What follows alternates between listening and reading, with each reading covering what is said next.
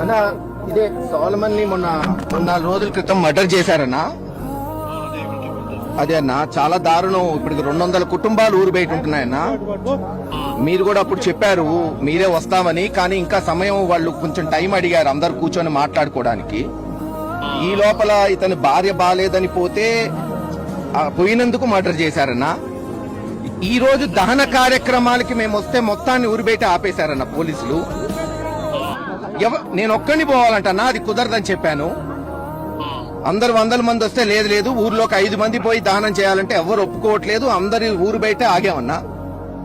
చేస్తే మీరు ఎలా చేయండి, లేకపోతే 2 రోజుల్లో జగన్ గారే వస్తాడని చెప్పామన్నా. మీరు ఈ రోజు ఎలా చేయకపోతే మటుకు దహనానికి అందరు లీడర్స్ అందరూ కాన్స్టెన్సీ అందరూ వచ్చారన్నా. 2-3 వేల మంది.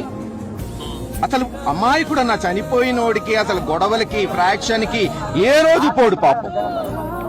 అందరు స్వచ్ఛందంగా వస్తే పోలీసులేమో ఎవరిని ఎలా చేయం 5 కార్లు అంట. వాళ్ళు చెప్పింది అంతా విన్నామన్నా. వాళ్ళు ఈ రూట్ కాదు ఆ రూట్ అంటే అది ఒప్పుకున్నాం, మనకే దానం కావాలి పాపం. అతను మళ్ళీ ఫ్యామిలీ ఫీల్ అవుతారు కదన్నా సెంటిమెంటల్లీ, అన్ని ఒప్పుకున్నాం. తీరా ఊరి దగ్గరికి వస్తే ఇప్పుడు ఊర్లోకి ఎలా చేయరంట. ఓన్లీ 5 నాయకులు పంపిస్తారంటే రోడ్డు మీద కూర్చున్నామన్నా.